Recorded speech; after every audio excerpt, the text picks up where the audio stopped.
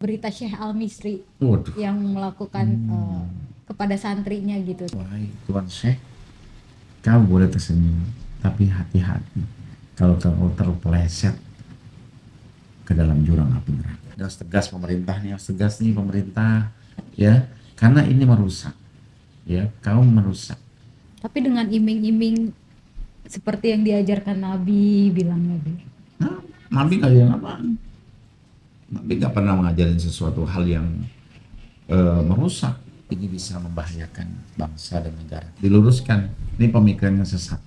Bergentayangan sampai hari ini, ya, ada di parlemen, ada di pejabat, ada di beberapa tempat orang-orang yang masih ya berafiliasi dengan komunisme.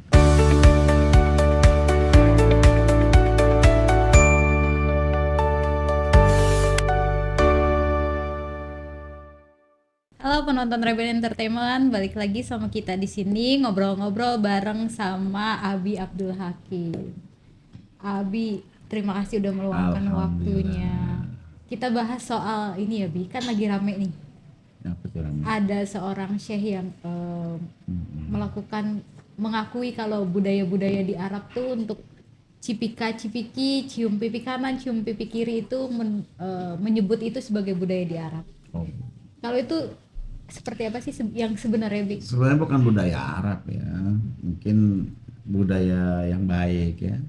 Ketika kita bertemu dengan saudara kita sama Muslim, kita bersalaman, kemudian kita berpelukan, ya, tempel pipi, ketemu pipi. Bahkan kalau di Arab itu ditambahin 3 kali ya. Saya mau contohin nggak enak sama Bang gitu. Jadi ketemu ya pelukan, tempel pipi kanan, pipi kiri, kemudian pipi kiri lagi 2 kali ya. Itu saya pikir baik ya. Kenapa? Artinya melepas semua kalau memang kita pernah kesinggungan, pernah masalah, maka selesai, gitu kan, dengan cara kita seperti itu. Jadi jangan dikonotasikan apapun, ya. Dan itu budaya yang baik. Dan itu kita juga di sini sama, dilakukan ya, sama. Karena itu budaya baik, budaya mungkin dulu budaya di zaman jahiliyah masih digunakan di Islamia. Ya, kenapa? Karena ketika Islam datang, Rasulullah dijadikan Nabi dan Rasul, ada budaya-budaya di zaman sebelum Nabi jadi Nabi dan Rasul dipakai. Ya, dap ya, rebana digunakan. Itu termasuk budaya yang tadi, ya. Seperti itu, Mbak Anggit. Emang ada masalah? Ketika budaya itu kan tadi baik ya, Bi. Ya. Tapi ada yang menyalahgunakan misalnya. Oh, itu oknum berarti. Oknum. Melakukan itu dengan nafsu. Jadi oknum itu kan bukan hanya polisi saja. Bukan hanya polisi. Ya. Tapi ada oknum ustaz, ada oknum habib, ada ya. oknum syekh ada gitu ya. Oknum host ya. Nah, nggak ada. Ya, kan lagi rame juga ketika berita Syekh Al-Misri yang melakukan kepada santrinya gitu. Tapi ini kan jadinya nafsu ya, Bi. Karena ujung-ujungnya melakukan pelecehan. Tapi ketika budaya itu disalahgunakan kayak gitu jadinya kan mencemarkan ya, Bi. Tapi belum terbukti kan? Udah cuman emang belum dibawa ke Indonesia. Buktinya apa? Kan belum dipersidangkan. Belum dipanggil ya, belum diselidik, belum disidik, kemudian belum ditetapkan sebagai tersangka, kemudian belum ditetapkan sebagai terpidana, belum disidangkan. Jadi berarti belum, ya, masih belum, pemirsa ya, jangan buru-buru. Ya, artinya hal ini tentunya masih dalam tahap penyelidikan. Jadi masih dalam penyelidikan ini, bisa terbukti dia benar, juga bisa terbukti tidak melakukan. Jadi kepada pemirsa tentunya kita tidak perlu menguras tenaga untuk ya membicarakan aib seseorang ya, tentunya, karena aib kita juga masih banyak ya, tentunya.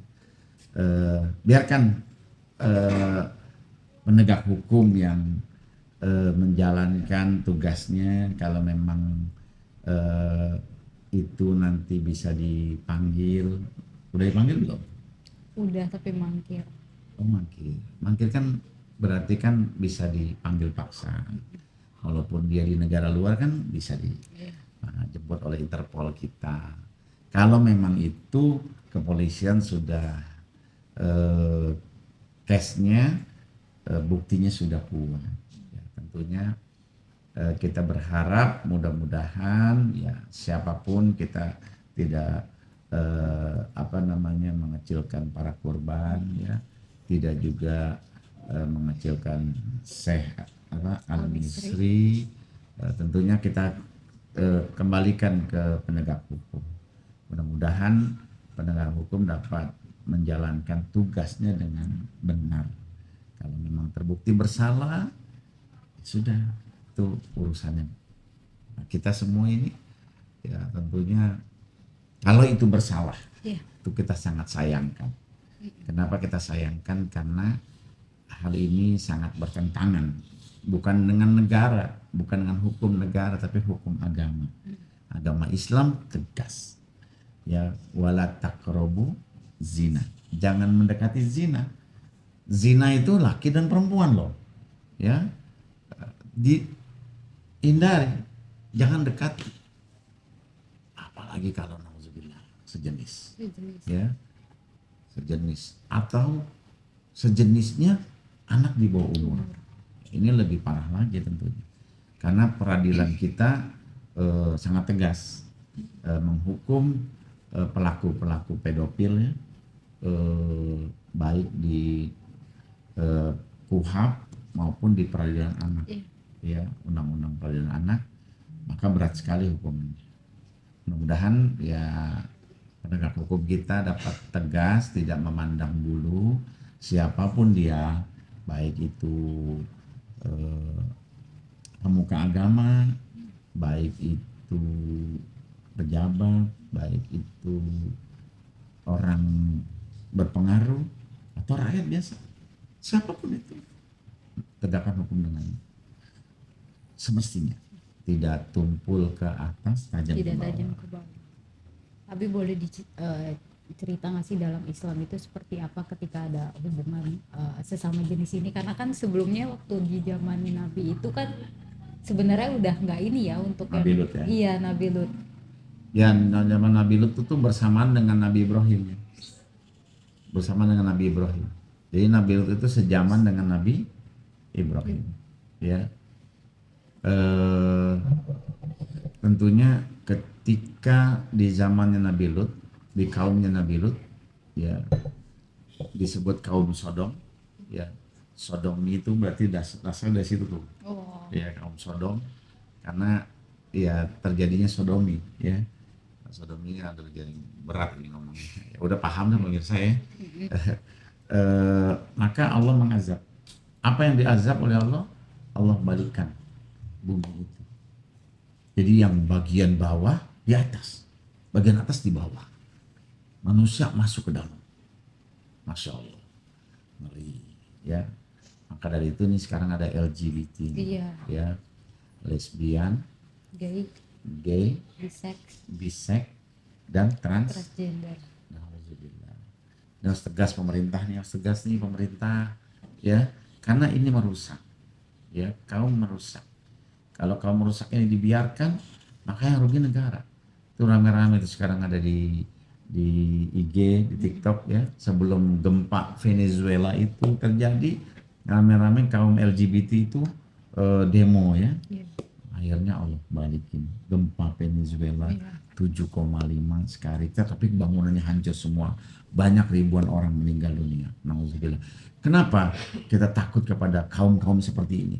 Karena kaum-kaum seperti ini nanti Allah murka, maka orang-orang yang tidak bersalah kena juga. Ya, jadi kita harus takut kepada orang yang beriman, bertakwa. Juga kita harus takut kepada orang-orang berdosa. Kenapa? Karena kalau orang beriman, bertakwa, doanya dijawab oleh Allah. Ya, kita jangan hati-hati, jangan kita zolimi ulama, jangan zolimi habaib, jangan zolimi kiai-kiai yang benar-benar taat kepada Allah, karena doa mereka dijabah oleh Allah. Juga kita takut kepada orang-orang berbuat dosa, apalagi LGBT ini.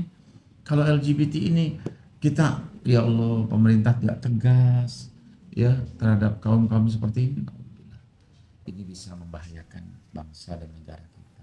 Tentunya kita berlindung pada Allah agar kita terhindar dari sesuatu hal yang seperti itu. Begitu. jadi kita jadi mangga juga. Abi, ini kan Ya. selain yang Syekh Al-Misri ini juga banyak ada kayak ulama atau pendiri dari Ponpes ini yang melakukan banyak pelecehan dengan mengatasnamakan dia sebagai pemuka agama gitu. Menyayangkan gak sih Bi ketika itu banyak terjadi ya sekarang? Ya, ini kita harus pandang dua sudut ya. Dua sudut ya. Pertama, sudut yang sangat memprihatinkan. Tentunya kepada para pemimpin pondok-pondok pesantren, ya tentunya hal-hal seperti ini harus menjadi pakem, ya pakem yang kuat. Karena di pondok pesantren itu kan siapapun masuk. Jadi anak kita ketemu anak orang lain yang nggak pernah ketemu, kumpul bersama. Ya kadang-kadang mohon maaf ya, kamar mandinya satu banyak yang direbutin sehingga akhirnya ya terjadi, dan kemudian nggak terpisah laki dan perempuan. Dan kita nggak menafikan mungkin ada di antara salah satu di antara mereka yang memiliki kelainan dan lain sebagainya, atau ya ada kiai yang begitu. Ya ini yang kita sangat sayangkan, baik itu kepada santri laki maupun santri wanita ya. Kemarin belakangan saya menangani kasus yang sama di daerah Brebes ya, ada pondok pesantren ya, tapi udah kita coba damaikan dan kita kiainya akan mengatakan demi Allah saya tidak berbuat, ya sudah kita percaya aja urusan dia dengan Allah nantinya. Tentunya hal-hal seperti ini ya sangat memprihatinkan. Ini segi pertama. Yang segi kedua, kita harus tahu bahwa benteng negara kita itu ada di pondok pesantren, di para kiai, para ulama. Ingat loh, perjuangan Indonesia ini yang merdekakan para kiai, ya, para ulama. Ya, jangan salahkan. Nah, negeri kita ini kan banyak rongrongannya, banyak pihak-pihak luar yang ingin, ya contohnya gerakan komunis ya, yang masih terus bergentayangan sampai hari ini. Ya, ada di parlemen, ada di pejabat, ada di beberapa tempat orang-orang yang masih ya berafiliasi dengan komunisme. Dan komunisme itu kan lawannya siapa? Orang agama. Nah ini juga bisa jadi kita kudu hati-hati pada para pesantren yang memilih ulamanya, memilih kiainya, harus selektif ya, harus benar-benar. Dan kalau memang itu terjadi, ya nggak boleh ditutupin dan nggak perlu orang takut dengan pesantren. Itu kan oknumnya saja, bersihkan. Jadi kalau kita ada tikus di lumbung, jangan bakar lumbungnya, cari tikusnya. Jadi cari tikusnya, dapat tikusnya, ya udah selesai kan. Jadi jangan bakar lumbungnya. Pesantrennya nggak salah. Oknum, hanya oknum. Saya yakin nggak mungkin seluruhnya begitu, ya. Pasti ada satu ya yang melakukan pelanggaran, pelecehan, dan itu adalah ya sudahlah. Dan alhamdulillah polisi kita kan tegas ya, nggak peduli dia ulama, ustadz atau kiai. Kalau salah ya salah. Mungkin hukumannya jauh lebih berat. Saya berharap hukumannya jauh lebih berat. Sampai ada yang hamil juga gitu ya. Kan ya, Bi? Ya, makanya anak-anak santri kita juga harus membatasi diri ya. Tentunya terkadang kenapa sih orang bisa melakukan hal itu? Kadang-kadang ada kesempatan ya. Ada kesempatan, baik kesempatan itu ya itulah hebatnya bisikan setan, rayuan setan. Ya, maka dari itu tegas ya. Kalau ulama-ulama salaf dulu, ulama-ulama tempo dulu, tegas, nggak ada kiai itu yang ngurusin santri wanita. Iya.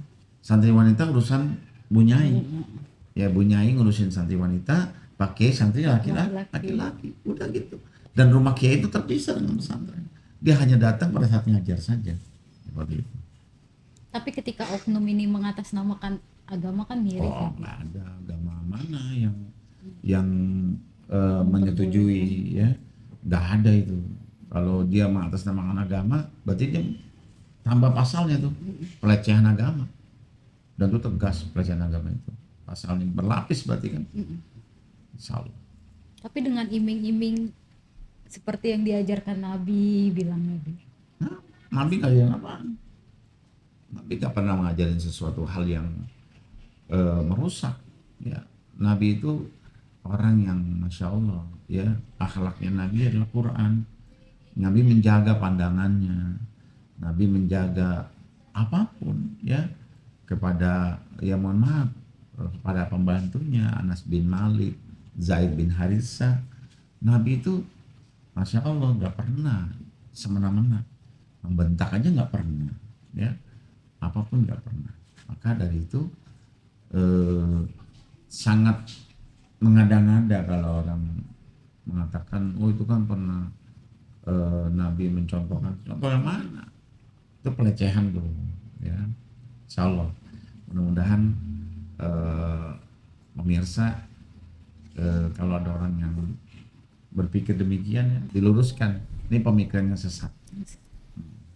Ketika sekarang masyarakat minim kepercayaan terhadap pesantren, gimana tuh, Bi? Iya, janganlah ya. Kemana kita mau didik zaman sekarang ini anak kita ya. Kalau kita dengan tidak didik dengan agama, ibu ngelihat deracin, bapak asik main game, lah bagaimana ya, anak-anak kita masing-masing punya HP, ya Allah.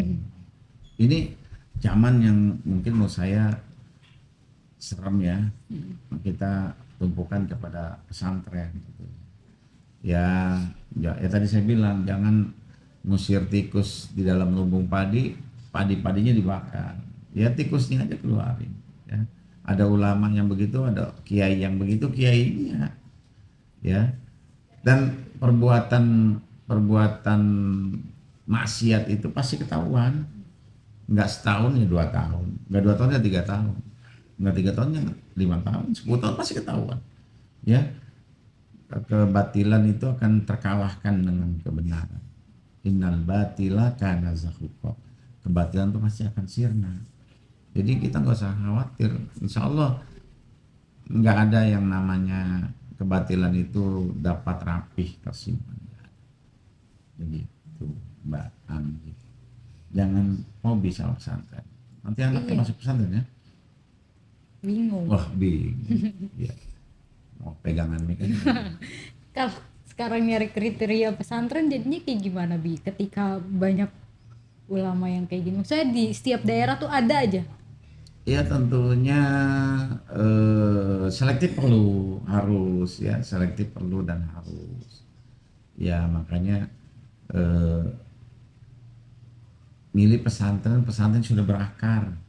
Ya, yang akarnya sudah memang udah kuat gitu akarnya, ya kayak Tebu Ireng ya, kayak pesantren Jombang ya, pesantren wah insya Allah terjaga di pelosok aman insya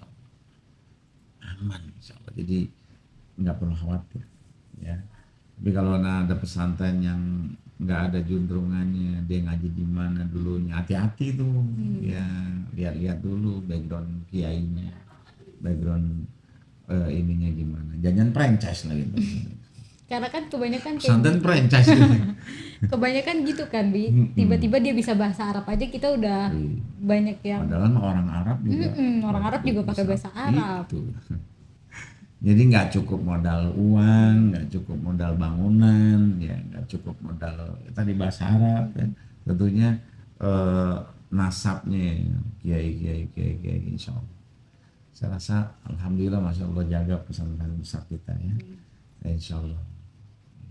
Abi mungkin tapi sekali kembali lagi nggak pesantren lah ya, sekolah umum juga banyak. Ya sekolah yang mohon maaf sekolah-sekolah modern, sekolah-sekolah yang dulu kan ada tuh salah satu gurunya sekolah apa tuh ngetop ya, melakukan hal yang sama. Jadi kenapa kita harus sekolah pesantren? Jadi itu semua tidak bisa kita generalisir ya.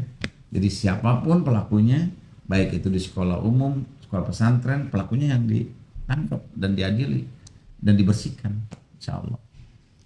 Abi, ketika ini banyak dilakukan oleh banyak ulama nih, Bi. Mungkin dari kasus ini kan banyak ya, Bi, kayak contoh Syekh Al-Misri, terus kiai-kiai dan ulama-ulama sebagai petinggi di pondok pesantren. Mungkin Abi ada pesan untuk banyak yang melakukan seperti itu yang akhirnya mencoreng nama baik Islam ya, Bi? Ya, tentunya kita sebagai pemuka agama, Allah sudah turunkan 2 ayat sebenarnya di dalam Quran surat As-Saff ayat 2 dan 3. Kabura maktan indallahi an taqulu ma la taf'alun. Ya. Jadi murka Allah ya, pada orang-orang yang mengatakan, kan buat para kiai ini, para asatid, para ustadz, para habaib, para yang lainnya. Murka Allah pada orang yang mengatakan tapi tidak melaksanakan. Murka. Kiai nyuruh sedekah, paling pelit kiai. Nah ini nggak boleh. Justru kiai tahu jalankan. Bagaimana Rasulullah? Rasulullah merintahkan sedekah, dia paling rajin sedekah. Rasulullah merintahkan sholat tahajud, Nabi sampai bengkak kakinya sholat tahajud. Jadi jadilah contoh, tauladan. Ya, bukan menjadi orang yang tinggi pamornya. Kan ilmu padi itu semakin tinggi semakin menunduk, semakin malu dia. Bagaimana seorang Abu Hanifah, ya salah satu pemilik mazhab Hanafi, ya ketika beliau dinasihati oleh anak kecil yang terpeleset gitu kan, maka kemudian Abu Hanifah saat itu tersenyum dan anak yang terpeleset itu mengatakan kepada Abu Hanifah, wahai Tuan Syekh, kau boleh tersenyum tapi hati-hati kalau terpeleset ke dalam jurang api neraka. Waduh, Abu Hanifah langsung nangis, sedih ngedenger itu ya. Anak kecil bisa menasihati. Jadi kalau ada kiai, nasihati pada orang-orang yang mungkin tidak beragama atau masih agamanya masih di bawah level, jangan pernah sombong. Terima nasihat dari mulut siapapun maupun dari apapun juga. Ya, insya Allah mudah-mudahan Allah berikan keberkahan buat kita. Tentunya orang-orang yang alim, yang mengajarkan kebaikan, Allah akan muliakan dia, Allah tolong dia dan Allah kuatkan kedudukan dia. Tapi bagi pemuka-pemuka agama yang melaksanakan hal yang bertentangan dengan apa yang dia perintahkan, melanggar, maka tempatnya di danau, tapi danaunya di api neraka. Tempatnya para ustadz, iya, tempatnya para ustadz ada danau di api neraka. Dingin nggak kira-kira? Panas. Ya, panas neraka sih belum pernah sih. Oh, berarti pengalaman. Belum. Oh, bisa tahu panas. Gitu. Gitu Mbak Anggi. Ya mudah-mudahan ya. Terima kasih Abi Abdul Hakim atas waktunya udah mampir ke Reben Sama-sama. Entertainment. Terima kasih juga untuk penonton Reben.